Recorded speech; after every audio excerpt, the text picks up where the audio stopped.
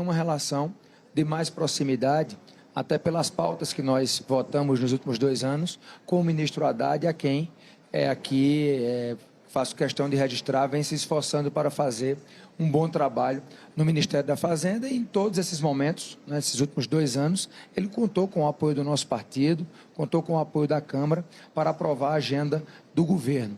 E nessa nossa chegada à presidência da Câmara, eu conversei com o ministro Haddad por algumas vezes, eu reafirmei essa disposição de seguirmos colaborando com o Ministério da Fazenda, com a agenda do governo, para que enfrentemos essa alta dos juros, tentemos de alguma forma, melhor dizendo, tratar sobre essa questão do dólar. O dólar subiu bastante com as especulações, principalmente do final de ano. Então, o Brasil tem muitos desafios na economia e o ministro, tendo o apoio político do Congresso, penso eu que irá facilitar demais o seu trabalho, irá facilitar muito a agenda que ele pensa e quer implementar para o país. Agora, o governo precisa, individualmente, também reconhecer que a situação econômica é grave.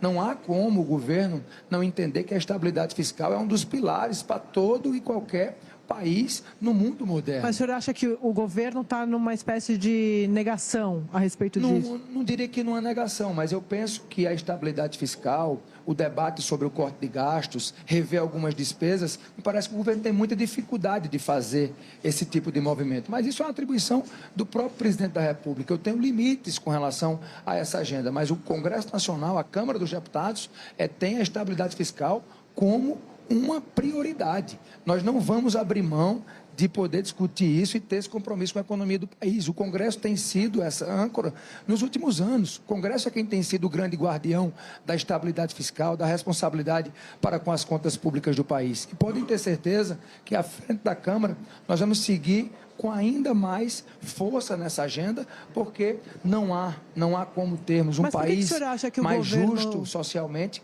com um caos econômico. Então, é dessa forma que nós esperamos nos relacionar com o ministro Haddad, que me parece que também tem uma agenda convergente nesse sentido, para que, de forma política, ele possa ganhar mais força junto ao governo, para que a responsabilidade fiscal venha a ser uma prioridade para o presidente Lula nesses próximos 2 anos. Mas o senhor vê um pouco de trabalho interno do governo contra o ministro Haddad, dentro disso que o senhor está falando? Porque o senhor está dizendo, o ministro Haddad tem essa agenda que a gente tem, de ajuste fiscal, mas o governo tem dificuldade de fazer esse trabalho de corte de gastos. O governo atrapalha o governo, o senhor acha?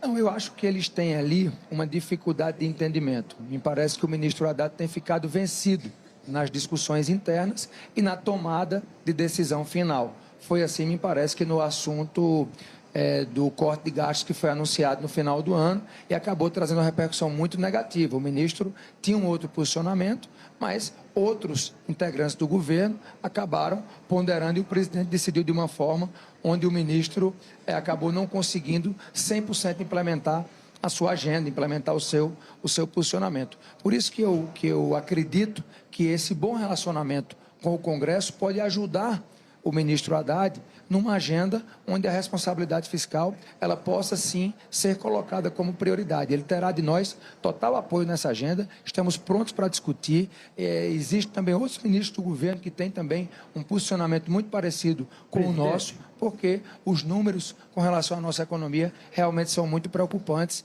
e nós sabemos das consequências graves que isso pode trazer para a população brasileira.